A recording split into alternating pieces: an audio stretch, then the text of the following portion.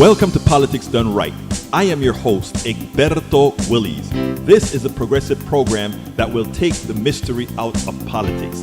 This is the program that will encourage you to make sure government becomes we the people. Whether you are liberal, progressive, conservative, or otherwise, you get to air your point of view. We are an independent media outlet that, unlike mainstream media beholden to corporations, we only owe allegiance to you. Remember, you can also send me a tweet at EGBERTOWILLIES. That is at Egberto Willies. Let us engage. It is Politics Done Right.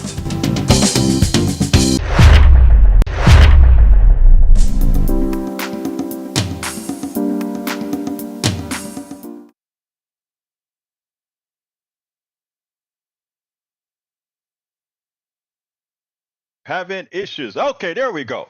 Well, folks, welcome to one more edition of Politics Done Right. My name is Egberto Willies, your host. Thank you so kindly for being part of the show. We are going to have a great show for you today. Welcome aboard in the house, Breach MCP. Welcome aboard, AVQ in the house. Welcome aboard, Eric Hayes in the house. How is everybody doing? It's Friday. Seems like so far people are not quite here yet, even as we show quite a bit of numbers on the many channels, but that's fine. We're going to have a good show for you today. What I want to do is I want to start with, I have a whole lot of videos from Netroots, and they take quite a bit of time. So what I'm going to do is I'm going to start it right away. We're going to start with Christopher Pearson, former Senator Christopher Pearson from the state senator from Vermont, talking about the national popular vote. So let's start that right away. And then in between, I'll have a few things that I need to talk about as well. So let's get busy.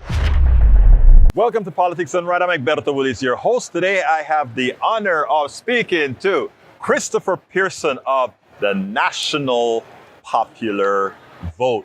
Before we get started, Christian, thank you so kindly for having from appearing. Nice to see you. Look, tell me a little bit about you, first of all. I know you have a little bit of interesting positions that you've had in Vermont. Talk to us a little bit about that. Well, I've served in my legislature. I did 8 years in the Vermont House and then 6 years in the Vermont Senate, which was really cool. Let me break you.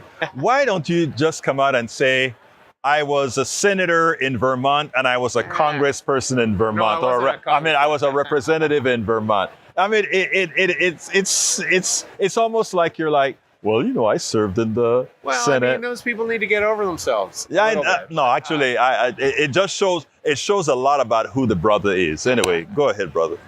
Yeah, so fascinating experience. My state rep got elected mayor, and I got appointed to office by the governor in 2006. I'm not sure I ever would have run, but getting appointed to office is a good way to go. And there you go. And then I ran and won. Oh, so you did run? Yeah, I did run. Okay. But I started that way, and I think that is probably the only way I would have gotten there, because being a candidate, I'm more interested in working on issues and organizing, and I come out of a grassroots kind of background. So. Okay, well, that's great. Well, you're now working with the National Popular Vote. It is one of those programs that I completely love. And the reason why is you found it's not a way around the Constitution. You're simply following the Constitution to get the right results of an election. That's right. So Constitution gives states total power over their own electors. So we're fixing the Electoral College. People say, are you eliminating the Electoral College? No, we're working with states to change the way it works so that you add up all the votes in the country, get the most votes, you're guaranteed to win. And that would be a big change. We can do it through state power. We've already passed 18 states. We need to reach a threshold of states that together have a majority of the electors, 270 electoral votes. We're up to 209. So we got 61 states with 61 to go. This is something 2 out of 3 voters like. This is not actually a partisan issue on the street. And we're banging away at the states, and we've been doing this since 2006.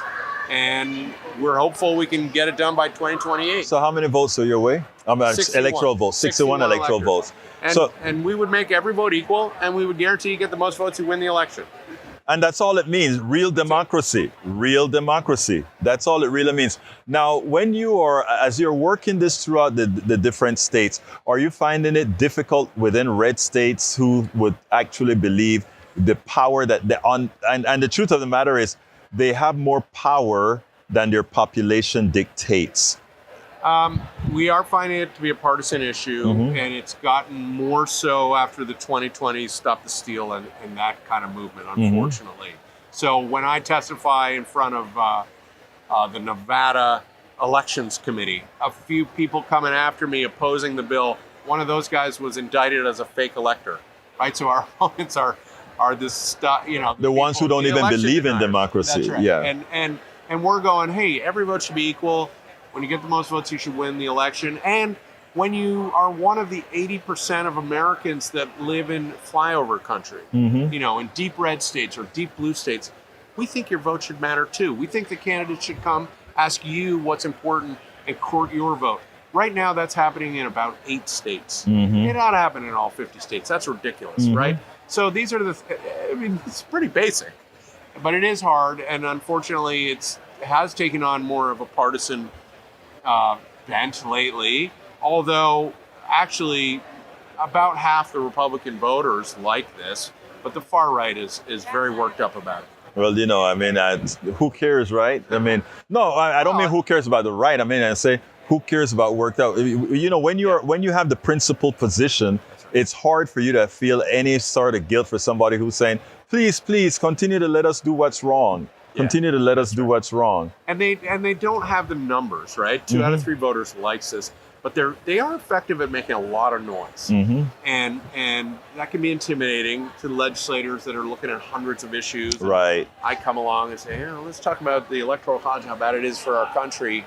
And they're sort of saying, well, I got to deal with schools and healthcare and any number of crises, right? It's funny, a lot of them never even knew for quite a while what the Electoral College was. And they only know about it now because they're feeling that advantage may be going on. So they're instructing their people about it. It's amazing. But twice in our lifetime, we've elected the second place candidate because of the way the Electoral College works. It is sad. Yeah. We have a Supreme Court that is supreme because I think ultimately 4 justices, is it 5? 5, yep. 5 justices were elected by a president who garnered the minority of the votes. Right. Yeah, so the consequences to this structural issue that we're addressing through national popular vote are enormous. You look at voter participation.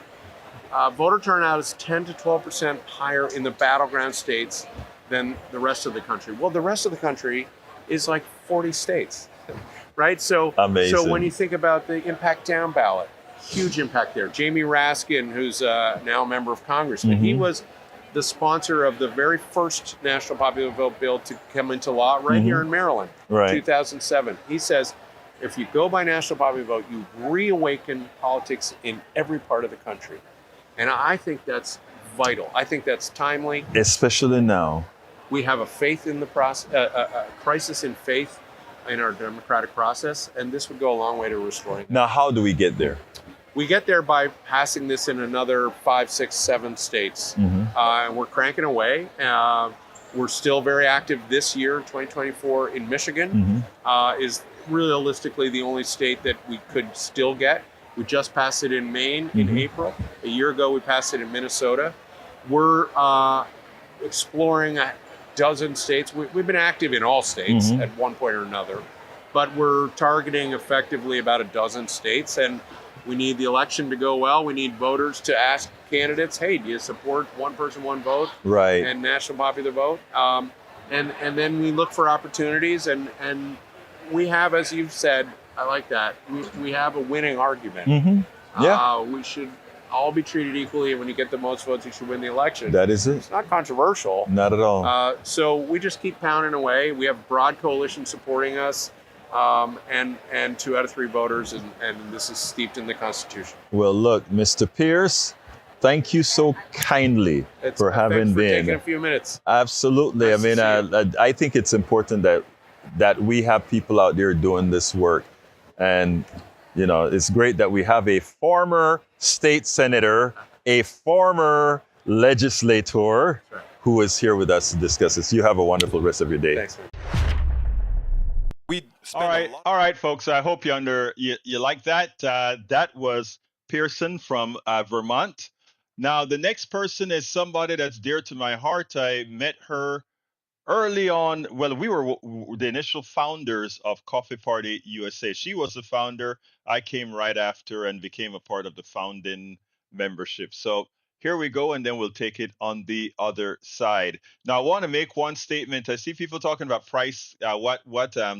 What Kamala Harris is talking about. It's amazing how people get concerned about price controls, right?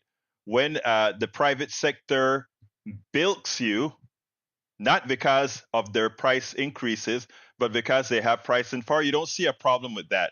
But if the government says, stop it, you see a problem with that. I mean, I've never seen such self-defeatism. But anyhow, let's go to the next subject. Annabel, hey folks, let me tell you who this woman is, okay? Annabel Park was the founder of Coffee Party USA. Welcome, Annabel. How are you doing today? I'm doing really well. This is really energizing. I mean, I'm so glad I'm here instead of like doom scrolling and freaking out. Yeah, well, I want to tell a story about you. Okay, and here's a story that, she somehow didn't recall that I said this years ago. I don't know. I thought you had perfect memory, my friend. Okay, but anyhow, back in the yay days during Obamacare debate in 2008, from the time I came to the country, I was one of those radical lefties, always a radical lefty. Okay, that's who I am. But during the Obamacare debate and during all the wars that was going on in the country, people against people, I remember I think I was on YouTube, and there's this snowy video with Annabel Park out there talking about us getting along and talking about civility and all of that kind of stuff. And there was just something in the way she said it that actually touched me. And I immediately went ahead and joined the organization called Coffee Party that you were the founder of. And, I've related this story. I think it's even in one of my books here that where I spoke about making that change of civility and really trying to engage all people on terms that make them want to trust you, make them want to talk to you. And I have to say, Annabel, I've been very successful in using that technique and garner a whole lot of people. So, first of all, in front of everybody, I'll say, well, thank you for congratulating me, my dear. But what I'm saying, I take a different tack than you take. You're a lot more soft-spoken than I am. I'm aggressive, but in as much as I'm aggressive, people know that it comes from a position of love, a position of caring, a position from not insulting the person as an individual, but actually working. So tell us a little bit about yourself to the audience. Introduce yourself to the audience here. Well, I am. Oh, okay, thank you. I'm Korean American. I was born in Korea. And one of the reasons why I am really dedicated to activism and participation is because I grew up first 10 years of my life in Korea when Korea was not a democracy, it was a military dictatorship.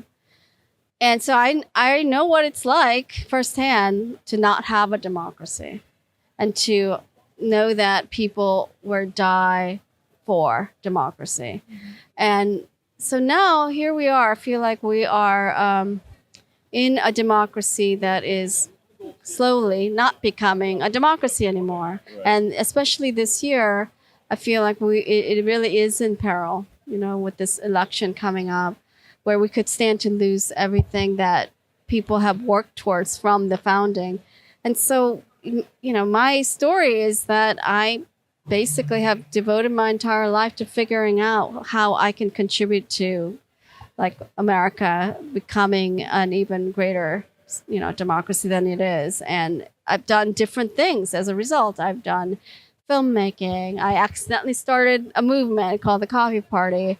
I've done campaign work. I've done community organizing. I've done academic stuff. I've done all kinds of things because I was trying to figure out how to improve our democracy. Yeah. Let me just break in here. I think it's important for people to know. Both you and I were born somewhere else. Yeah. You were born in South Korea. I was born in Panama. I think many a times, and this is not an attempt to offend anybody, but a lot of those of us who've moved here, we have a better appreciation of what could potentially be lost. And in so doing, I will tell my American brothers and my born American brothers and sisters, you want to listen to what a lot of those of us who have lived through other types of governments are talking about. Your comments. Yeah, I mean, it's interesting you bring that up because it's not just that we saw what it means to not have democracy, but we also I went through a naturalization ceremony where I really had to swear, just like in the military people swear, to uphold the Constitution. Right. And that actually really transformed me. Yeah. Because up until that point, I didn't really understand what it really meant to suddenly become an American. But after that, I'm like, you know what? This really is extremely important to my identity. Right. To be somebody dedicated to and loyal to this country. And so, yeah, I'm in a way, I'm kind of a warrior because I really want to fight for this country and I do not take it for granted at all. And I do think you're right. People can take it for granted because that's all they have known until we lose it. Yeah. Annabelle, there's one other thing that we share in common. We had to really learn about this country to be naturalized American citizens because we had to prove that we knew how it worked, that we knew its beginning, that knew that. And unfortunately, in the way the school systems are today, there's so much that is left behind. And I think many lose. They lose because they didn't go through that process. I mean, I think it's important. So what you are here with two programs. I mean, like you said, you are always doing something. Tell us a little bit about your projects. Yeah, this year I have two projects here. One is called Vital Voters, and I've been working on creating a database of immigrant communities and voters in swing states, and I'm hoping to get campaigns and organizations to do in-language outreach to communities in their district, and to have really subtle messages that really fit that community, and all that requires old-fashioned community organizing, getting to know the community, getting to know the leaders in the community, training volunteers, and working together with them to figure out what is in their interest instead of assuming that we know.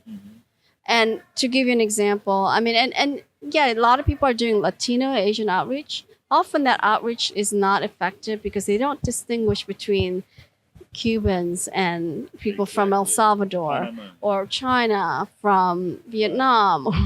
They're very different communities. And so in order to do it effectively, we have to get to know the communities. We have to work with the people. The Koreans in Northern Virginia are different from Koreans in New Jersey, in that, there are different issues. And so I just want everyone to know the potential because we have a million new naturalized citizens every year. Many of them are in swing states. Oh, wow. Yeah, in Texas in particular, right? And so if we even just focus on Texas, imagine if we flip Texas by targeting immigrant voters. That's my dream. That's 40 electoral college votes. Right. Okay? It also means we don't have to work as hard to get all these other states. 40 electoral college votes. If we just focus on immigrants in Texas. And we can do it. We can absolutely do it. I also grew up in Texas. And so that's the kind of thing that, to me is incredible strategy. We've got to do this. we've got to expand the base. We can't just go after registered Democrats who vote every election. We have to expand the base, grow the party. That is, you know, what I'm talking about. You're talking about expanding the base with bringing in the immigrants. I sometimes I think I'm even more, I don't want to say dreaming, because if you take a look at our chat here, about half the, let me get it here, about a good 20-30% currently in this chat are conservative. Some of them are actually MAGA, but they're here every day. Wow. Amazing. And they're not trolls, they're just debating. Right. So what are they looking for? I am looking to... No, them. What are they looking for? I think they've developed a trust in what we do. And actually, when I say we, I'm not just talking me, I'm talking about what we do. Because again, talking about being able to talk to these guys, when I put some of that credit on you, I'm saying that from the depths of the heart, and that there are some of the folks that I find in here I would otherwise have. They can't hear me.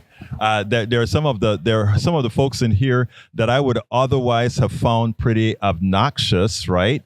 That I understand where the concept is coming from now, and it's so important. And again, like I said, we learned this from the different programs that we developed, being a part of that coffee party movement that we did, and again, it served its purpose. Yeah, absolutely. I mean, you know, if you really believe in democracy, you have to respect intelligence of everyone, and you have to believe in deliberation and dialogue. Because if you don't have dialogue, if we can't have dialogue, it's like trying to be in a marriage when you don't talk to the partner. You know, we're supposed to be governing together. Yes. We have to talk to each other. And so I am a big believer in discussion and debate. Doesn't mean we're going to agree. That's not the point.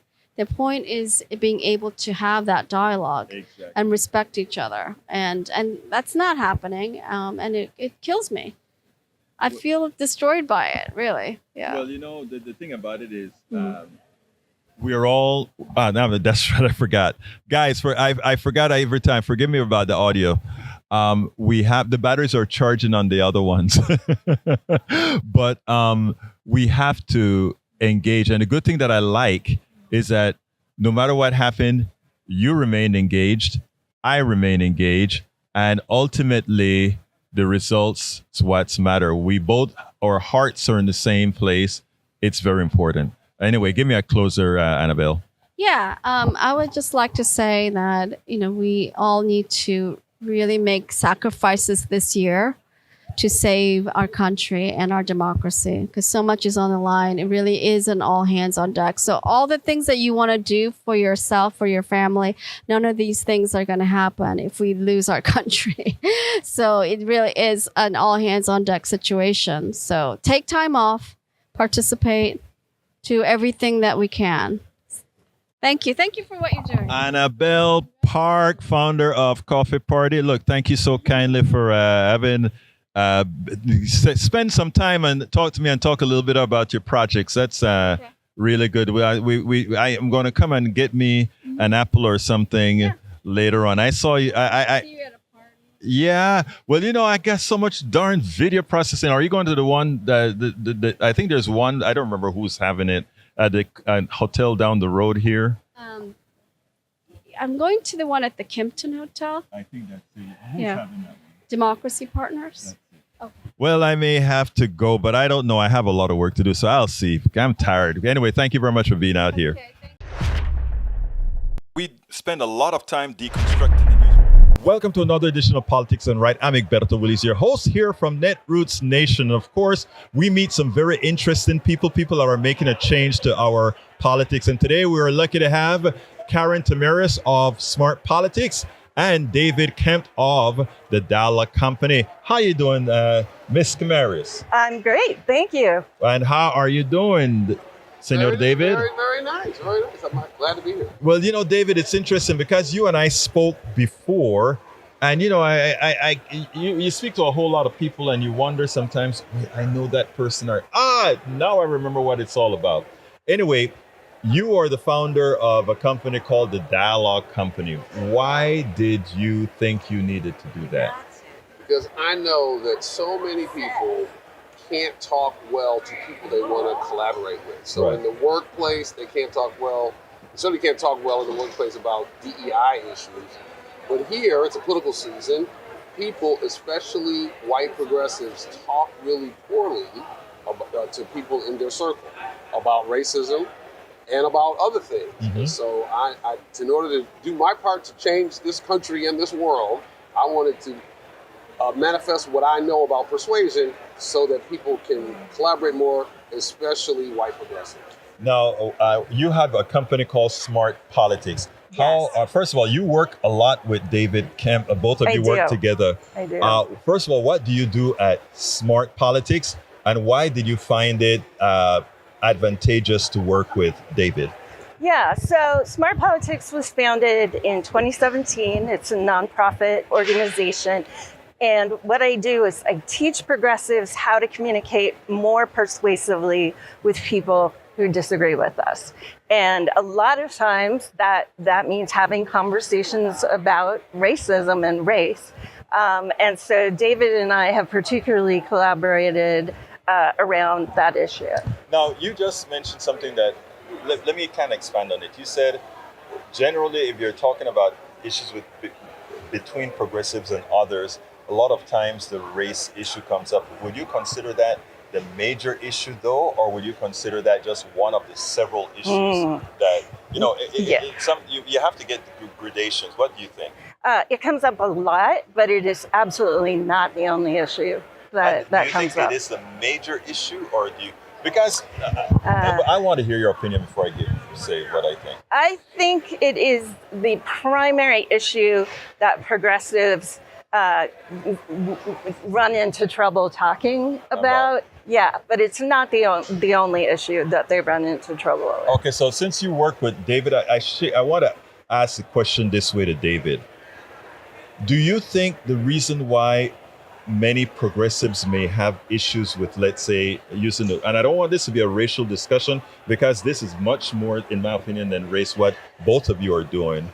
But do you think it has something to do that just people are people? In other words, let me tell you, in my personal dealings with people, I don't find that conservatives are any less racist than progressives. The only difference I've seen, and y'all can correct me, both of you can, the only difference I think I've seen is that progressives intrinsically want to do something about it, even if they themselves have that cancer, they want to do something about it, while conservatives just throw their hands up, say to hell with it. That's life. Your thoughts? My analysis is that conservatives, progressives might not be different in how much they're racist, but you're right that they're different in how much they care about racism. The way I think about it is that the two fundamental questions are, how much does bias and racism exist now? Conservatives tend to say very little. Progressives tend to say a lot. And what's how much does our historical racism affect us now? Conservatives say very little. Progressives say a lot. And they differ on those questions, but they have a tough time talking about that. And then, of course, the third question is, if there's any impact, should anybody do anything about it? And progressives say yes, conservatives say no. So I don't think the issue is who's more or less racist, but I think it's more about the worldview about racism that divides people and that they cannot talk about well. And because they can't talk about it well, it becomes one of many other issues that lights up the Thanksgiving dinner table, because people accuse each other of bad faith, accuse each other of being evil, and they use conversational practices that don't help enhance things. And that's what we work on. And that is great. And let me just say something, Karin. I agree with just about everything that David just said. But it's so interesting to me from my point of view, the race aspect of all our problems is really so, and I want it to come out right. It is prevalent, but it should be minuscule. I don't know that I'd say it should be minuscule, but it shouldn't be any bigger than our challenge in talking about other things. I think I used the wrong word, because what I want to say is that it is kind of silly on our part that it plays such an important role when there are so many other things that affects us. Like let's put it this way: you're a white woman, I'm a black guy. Let's say you just hate me because of the color of my skin, right? That doesn't go, except for power, as far as being able to control my well-being. Other than that's a big thing, but in just the prejudice portion about it, it doesn't matter. But me trying to take away your right as a woman to do what you want with your body, something that has a lasting effect, it's a powerful thing. Yet, we would let that racial discussion overshadow that. Potentially, but I think one of the things you have to keep in mind in all of these conversations is the role that trauma plays and the way that gets kind of repeated in our conversations. So yes, we may be in any given situation dealing with one power dynamic. The way it feels because of the history of trauma may be very different from the absolute objective analysis. Right. She says that as she's a psychiatrist. Right. Like she calls herself political psychiatrist. You know what? She knows what she's talking about. I was just about to get into trouble with her being a psychologist because my daughter is I have to say a doctor because she finished medical school, but she's not going to be practicing. But she teaches me quite a bit in analyzing these things, and we go back and forth as far as the psychology is concerned. And I guess I may have to develop more empathy for that thing that you just called trauma. And because I guess being a tough-headed SOB, I don't mean, but I'm serious, right? I have issues about trauma. Is trauma a crutch or whatever? So I think maybe I have to learn to accept that for some people's biology, trauma is an issue. Yeah. I mean, no matter who you are as a human being, you're carrying some kind of emotional baggage with you, and it's going to show up in political conversations. Right. And we cannot be completely rational in these conversations, even if we want to. It's impossible. Okay. I really have to learn that you can, so you're saying that you can't supersede trauma, or that you can't supersede trauma, or that you have to learn how to supersede trauma? Well, we have to learn to work with our trauma and accept it, and accept that other people are going to always interact with us in ways that reflect their life experience, and they are not going to see the world necessarily the way we see the world, and yet we have to work together. So we have to learn how to talk with one another despite those differing experiences. I guess that is why things like, I'm an engineer, things like science don't always work, because you have, it's not just A plus 1 plus 2 equals 3, or it's not the Pythagorean theorem or something like that. You have to go, well, I think deep inside I get it. I guess sometimes in certain places I don't want to get it. Yeah. It's challenging, and it is hard work. Yeah. And righteous indignation often feels better than the hard work. I think that's a phrase, David, that I want to start using. Say it again.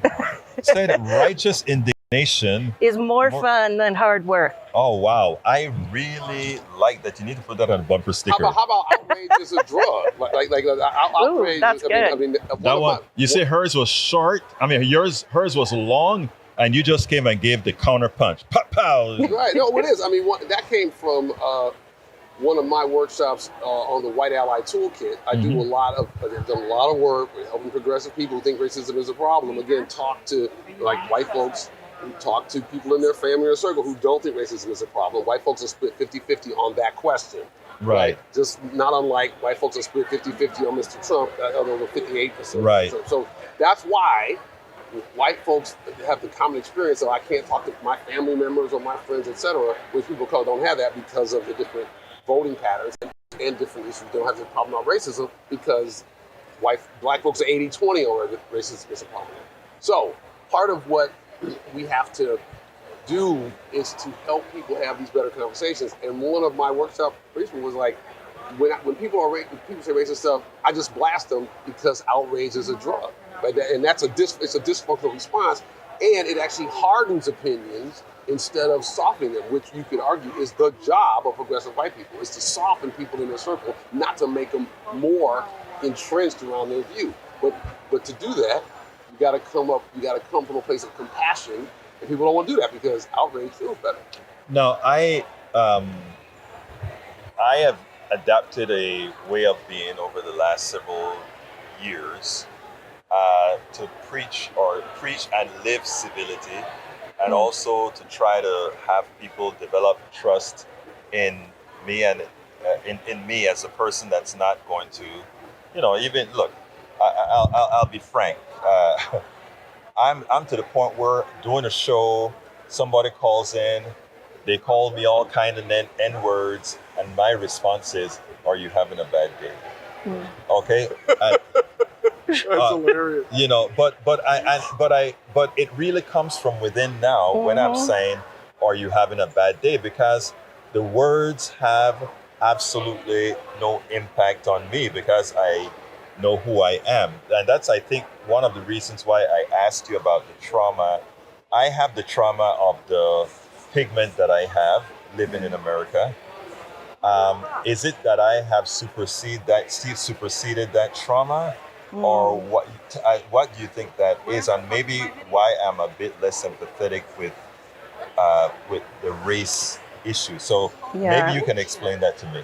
Well, as a person trained as a psychiatrist, I think of it through the lens of exposure therapy. Mm-hmm. So how do we treat PTSD in a patient? We do it with exposure therapy, where you subject yourself a little bit to environments in which you have to confront things that make you very uncomfortable, may trigger past trauma, may really be difficult for you, but your body naturally acclimates over time if you stay with it. And so eventually you get to a place where it just doesn't land anymore. So that is like a vaccine. A little bit. You almost sounded like a vaccine, but right. Wow, that is amazing. I like that. So anyway, moving on. So David, what is your goal? What are the goal with you working together with Karin? What do you expect to accomplish in our body politic? Because the truth of the matter is, our body politic is in deep caca right now. Yes. So what is your, and this is pretty much how I'd like to end it. Where do you go from the policy, the type of methodologies you're using? And I'm going to ask the same question to Karin. My goal is to be part of an effort, maybe catalyze it, where tens of thousands of people, especially in the swing states, but not only there, where tens of thousands of people, especially white folks, are talking to people in their circle about the election, but using better ways of talking, using compassion-based strategies. Because what we know is that these strategies, if I use compassion-based strategies with people I disagree with, I feel better about myself. I feel better about them. And overall, if I use those strategies, even if they don't, sometimes they change their mind, but sometimes they just decide that if they're voting the other way, they just decide not to vote, because part of their voting behavior is driven because of their hatred of liberals. And so if I create a positive encounter, they feel less resentment, and some of those people will vote differently or not vote. And so that's my goal. I love that. Believe it or not, some of that I wrote in How to Talk to Your Right-Wing Relative Friends and Neighbors. So I'm 100% with you with that. And sorry for stepping right on, brother. All right. Your thoughts? It's very much aligned with David's thoughts. What I really want to see is people talking to their friends, family members, co-workers, neighbors, about what really matters to them in this election, and having conversations across lines of difference. Like, talk with the people who you tend to disagree with rather than spending all your time, complaining with the people you already agree with. One thing I noticed that people really underestimate is how much of an impact they can actually have on other people's views. Once you earn someone's trust, once they believe that you're willing to listen to them and take them seriously, you can have a major impact on the way they vote. And so the place to start is with conversations around you rather than trying to influence things far away. Right. There's a name for this. It's called relational deep canvassing. You'll hear about relational organizing from people like this conference who talk about, like, get people you know to vote. And you'll also hear about deep canvassing, where people send people out to have long conversations at the door to try to change people's minds. What we're talking about is combining those in something called relational deep canvassing, where you mobilize to talk to people already in your circle, but to use best practices in trying to get the ones who are left-leaning to vote, who might not want to vote, and the people who in the center who might vote but might vote the other way, to talk to them. That's the purpose of that. Karin, thank you so kindly for enlightening us. That was excellent. And David, thank you so kindly once again for being on Politics Done Right. I mean, I think this has been an enlightening conversation. And I think I've learned, I think there's so much that we can go out there and do to make a better world. Thank you guys so kindly. Thanks for having us. Welcome to another edition of Politics Done Right. Today I'm honored to speak with Dayvon Love. Did I get it right? Okay, anyhow, and you were with the organization. Leaders of a Beautiful Struggle. And, we got into talking a little bit before, and I think the lady that works with you, she sort of impressed on me that you guys are doing some very important work. That's right. Why don't you tell me a little bit about the work that you're doing? So we're a grassroots think tank, revolutionary Pan-African nationalists in our perspective, and that's important because the issues that we work on, particularly around like criminal justice issues, so pushing back against mandatory minimums and sentence enhancements, also advocating for investment in community-based violence prevention. So Let me interrupt a second, because when you use the word Pan-African, right? To some people it may mean something, but we want it to be known exactly, not for folks to stereotype what it means. That's right. So why don't you explain what you mean by Pan-African? And I appreciate that question because it's actually central to our work. We see, when we talk about Pan-Africanism, the importance of Black people to practice sovereignty. So you think about the African diaspora, you think about the fact that the Middle Passage, the Ma'afa, was an interruption and denigration of the humanity of people of African descent. Right. We see that in order for Black people to be free, we have to organize on the basis of our solidarity as people of African descent. Right. To be able to practice sovereignty and self-determination. So from our perspective, Black people are, to the extent that Black people have made progress, it's not been petitioning white people to recognize their humanity. It's been us being able to organize in sovereign, self-determined political action. One of the things that I like about hearing that is because when the founding fathers came to America, they didn't ask for their liberty. That's right. on their freedom. They took it. And I find it sort of amusing often that people want others who are seeking their own freedom to do it under the tutelage or base time of someone else.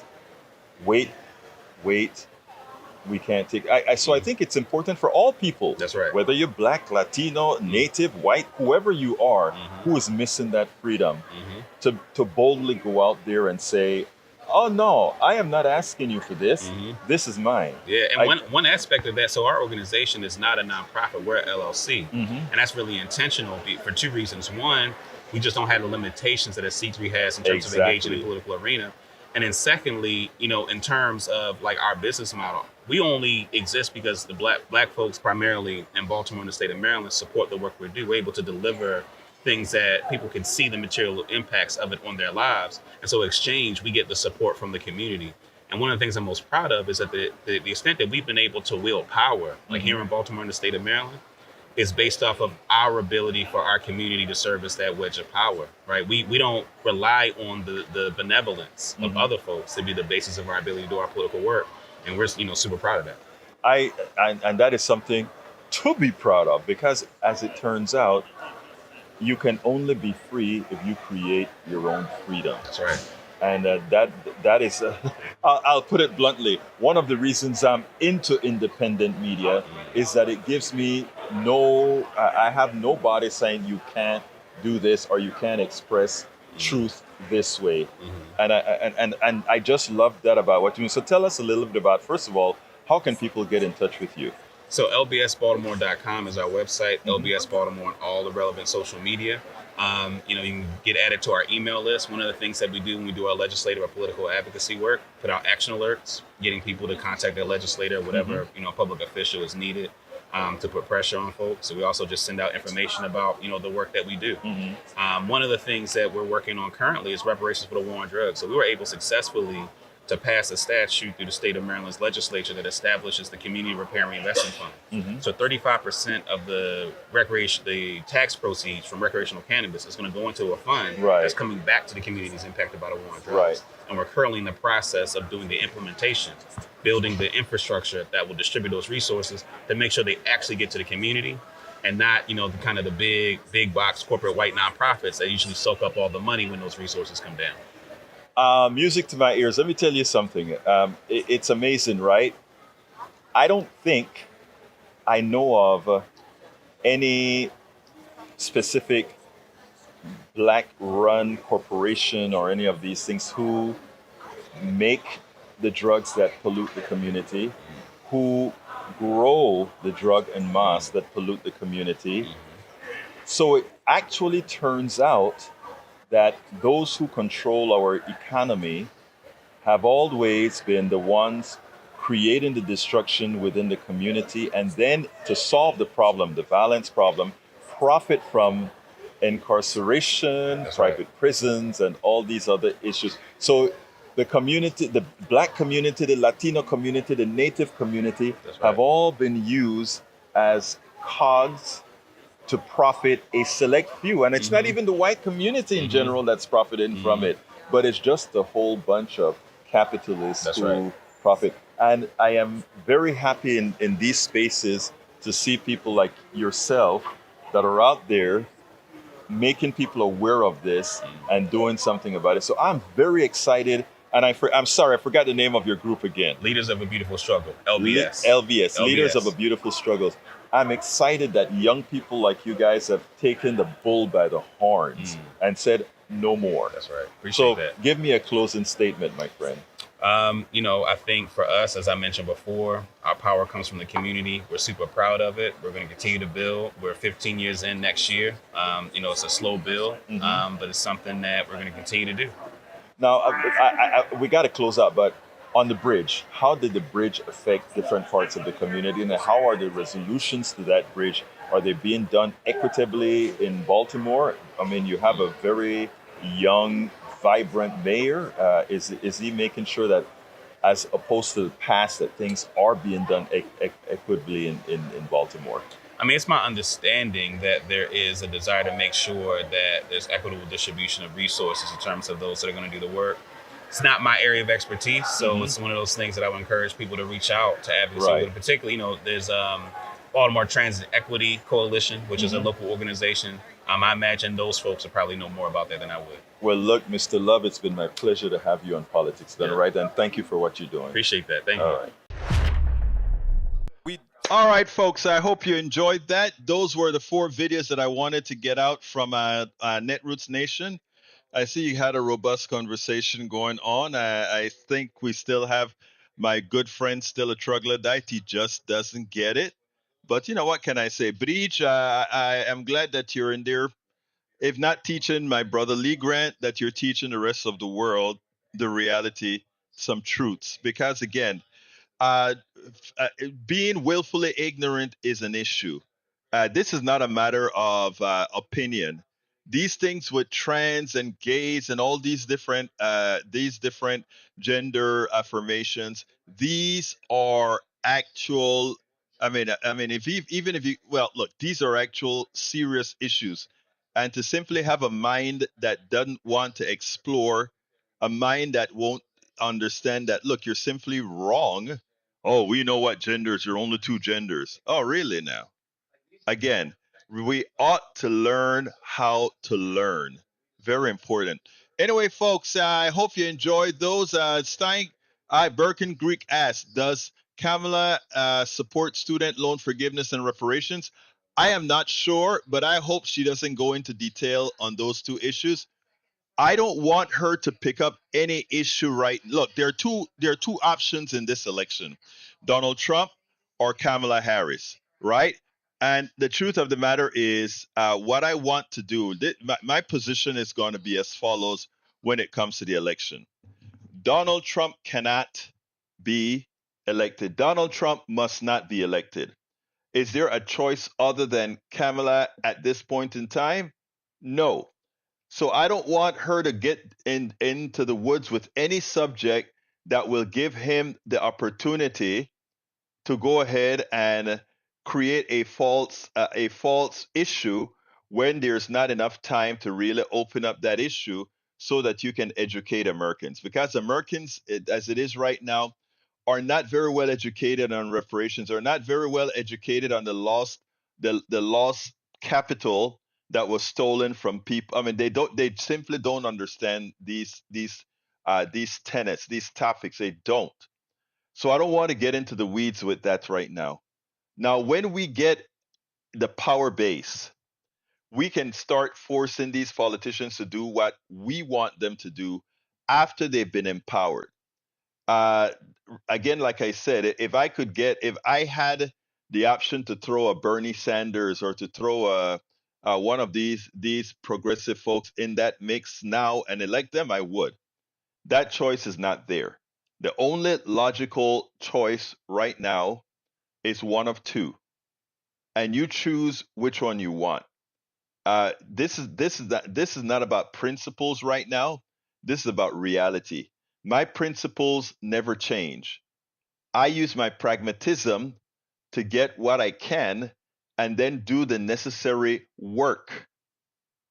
Do the necessary work to get involved. Oh my God. Thank you so kindly.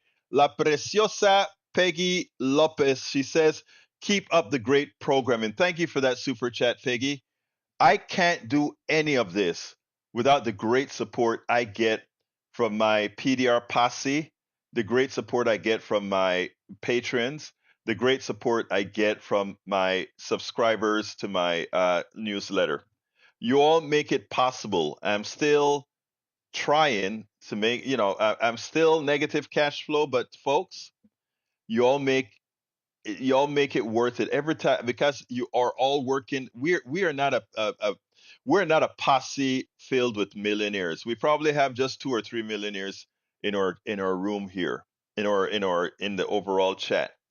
But we are a room of working people, people on social security, people that that work very hard for their money. So every penny that I get from all of you to support this endeavor, I want you to know it deep in my heart. I am, in fact, appreciative, because you make it possible for me to continue to do this. It's funny. Linda had to go back to work to get health insurance for the family when because of this endeavor. So this is a community effort for all of us to do what we're doing. It's hard work. So thank you, Peggy. I just want you to know that that is very much appreciated for everyone that is a part of the team. And again, a lot of you in here are part of the team. As far I'm talking support team. And look, I know some people can't. That's understandable. And I still want everybody here. That's what it's all about. But anyway, we're coming to the end of the program, and it's time for me to do my ask. So therefore, I'd like to ask you so kindly, those of you, there are several ways to become to help us out here to keep this stuff going, right? And what I'm going to do, I'm going to first put the support link in there, and that support link is the catch-all. You can find the different ways that you can support the program all at this one link here, politicsdoneright.com/support. However, I am trying to build our newsletter group, subscriptions, paid subscriptions. I need about 1,000 plus subscribers. I only have about 10% of that so far. So we have ways to go. So if you have the wherewithal to do so, please consider going to my link, politicsdoneright.com/newsletter, which I just placed in there, and become a paid subscriber. Subscription to the newsletter is free. I try to make everything available to everybody somehow, some way. But if you become a paid subscriber, you get a chance to read all of my books. First of all, you get my newsletter, and any locked up part of the newsletter you can read. But you also get a chance to read all of my books, current books, which I have 5 that are already published. But you also, my promise to you is all my subsequent books will be added as well for you to read online. And how does that look? It looks like the following. If you take a look, you can see right now the books that are there, As I See It, Class Warfare, The Only Resort to Right-Wing Doom, How to Make America Utopia, Take Away the Economy from Those Who Rigged It, It's Worth It, How to Talk to Your Right-Wing Relative Friends and Neighbors, and Tribulations of an Afro-Latino Caribbean Man. All my books, you get access to it by becoming a paid subscriber. And how do you become a paid subscriber? politicsdoneright.com/newsletter. Anyway, I hope you guys have a wonderful weekend. Enjoy your weekend. I'm going to be doing what I need to do, which is we're going to be cutting videos. This weekend, we also have I'm going to a Houston Peace and Justice Center mixer where we're trying to bring other organizations together in the progressive freedom movement, peace and justice movement. So that's my weekend taken for that. And then, of course, with Roberto Luis, the Panamanian, we are having a Panamanian thing in the park all the way on the west side of Houston that I have to attend as well. So it's going to be a busy weekend. Plus, I have to work and continue doing what we do here. Thank you so kindly. I hope you have a wonderful weekend. I got to get out of here. My name is Egberto Willies. This is Politics Done Right. And you know how I end this baby. I am what? Out!